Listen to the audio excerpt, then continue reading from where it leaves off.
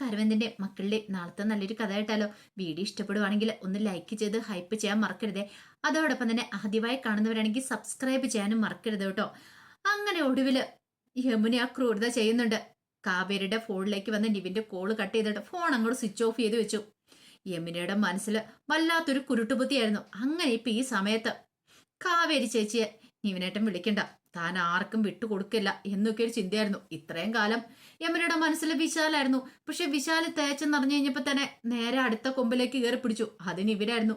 നിവിനും തന്നെ ഇഷ്ടമാണെന്നൊരു തെറ്റിദ്ധാരണയൊക്കെ ആയിരുന്നു മനസ്സിലുണ്ടായിരുന്നേ. പക്ഷെ ഇതൊന്നും പാവം കാവേരി അറിയുന്നുണ്ടായിരുന്നില്ല.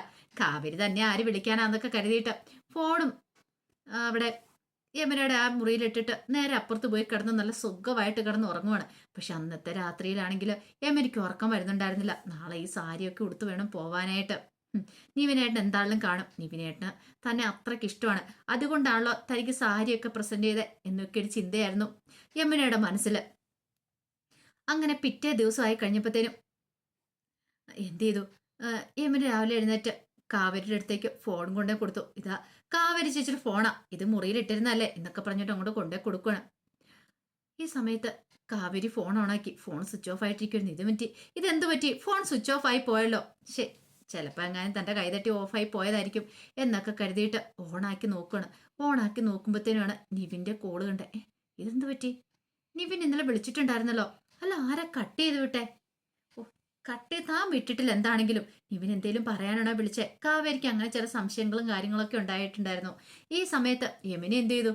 രാവിലെ സാരിയൊക്കെ ഉടുത്ത് അടിപൊളിയായിട്ട് കോളേജിലേക്ക് പോകാൻ തുടങ്ങുമ്പോഴത്തേനും ശാരദ ചോദിച്ചു, ഇതെന്താടി ഇന്ന് ഇങ്ങനെ പോണേ? അതെ, ഇന്ന് ഞങ്ങളുടെ കോളേജിൽ ഒരു പ്രോഗ്രാം ഉണ്ട്, അപ്പൊ അതുകൊണ്ട് സാരി ഉടുത്തോണ്ട് വേണം പോവാൻ, അതുകൊണ്ടാന്ന് പറഞ്ഞു.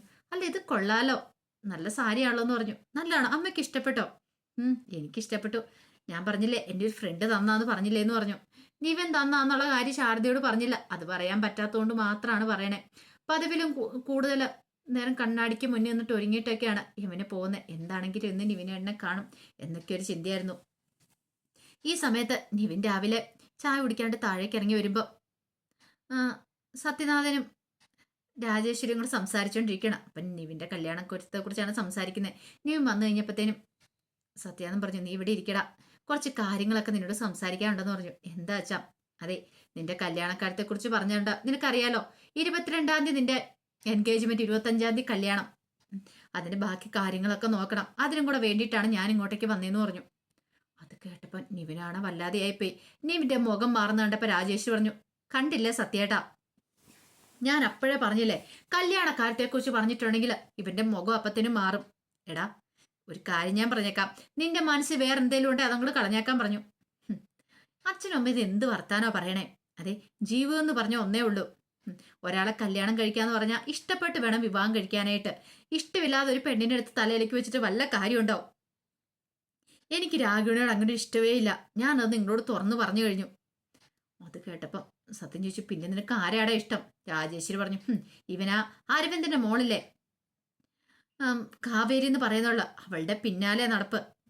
അവളെ ഇവിടുന്ന് ഞാൻ നമ്മുടെ റിസോർട്ടിൽ നിന്ന് പോലും ഇറക്കി വിട്ടതാ.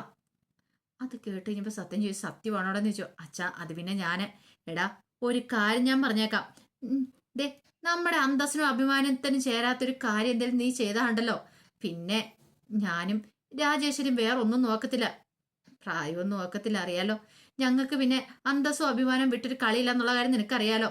നീ അങ്ങനെ എന്തെങ്കിലും തീരുമാനം എടുത്താൽ പിന്നെ ഞങ്ങളെ ജീവനോടെ നീ കാണത്തില്ല.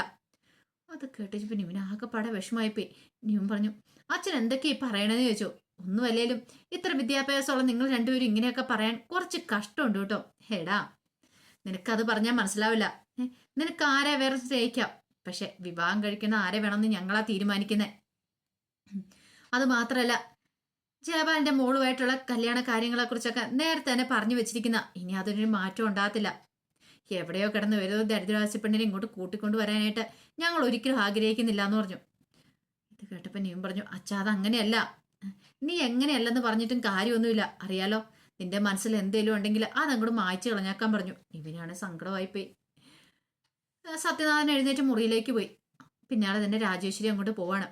ഇവനിങ്ങനെ ആലോചിച്ചു, എന്താ ചെയ്യണ്ടേ? ആകെപ്പാടെ കൺഫ്യൂഷൻ ആയല്ലോ. മനസ്സ് നിറയെ കാവേരിയാണ്. കാവേരി ഇല്ലാതെ ഒരു ജീവിതത്തെക്കുറിച്ച് ചിന്തിക്കാൻ പോലും പറ്റില്ല. അവളോട് ഇതുവരെയായിട്ട് ഇഷ്ടം തുറന്നു പറഞ്ഞിട്ടില്ല. അവളോട് ഇഷ്ടം തുറന്നു പറയുവാണെങ്കിൽ കാര്യമുണ്ട്. അവൾക്കും അറിയത്തില്ല. തനിക്ക് അവളെ ഇഷ്ടമാണെന്ന് പോലും അവൾക്കും അറിയത്തില്ല. രാഗിണിയാണെങ്കിലോ ചുറ്റിയ പാമ്പ് കടിച്ച തീരുവളർന്ന മട്ടിൽ ഇങ്ങനെ നിൽക്കുവാണ്. അവളെ കൊണ്ടുള്ള ശല്യം കാരണം ഒരു രക്ഷയില്ല താനും. എത്രയും പെട്ടെന്ന് അവളൊന്ന് ഒഴിവായി പോയാൽ മതിയായിരുന്നു. പക്ഷെ അത് എത്രയും പെട്ടെന്ന് അങ്ങനെ ഒഴിവാകുന്ന സന്തതി അല്ലെന്ന് മനസ്സിലാവുകയും ചെയ്തു. എല്ലാത്തിനും കാരണം ആ ജയപാലനങ്ങളാണ്. മോളെ തന്റെ തലയിലേക്ക് കെട്ടിവെക്കാനുള്ള പുറപ്പാടാ. ഇതങ്ങനെ വെറുതെ വിട്ടിട്ട് കാര്യമില്ല. എത്രയും പെട്ടെന്ന് കാവേരിയോടൊന്ന് പ്രണയം തുറന്നു പറയാൻ പറ്റുമോ എന്നൊരു ചിന്തയായിരുന്നു മനസ്സിൽ.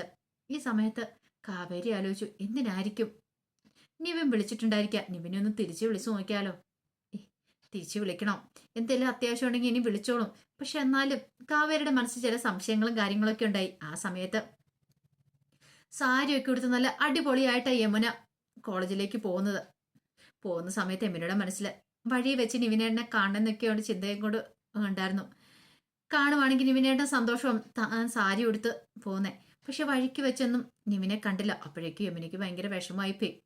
കോളേജ് ചെന്ന് കഴിഞ്ഞപ്പോൾ ആദിൽ പറഞ്ഞു, കൊള്ളാലോ, നല്ല സൂപ്പർ ആയിട്ടുണ്ടല്ലോ എന്ന് പറഞ്ഞു. നിനക്ക് ഇഷ്ടപ്പെട്ടോ? നിനക്ക് നല്ല ചേർച്ചയുണ്ട്.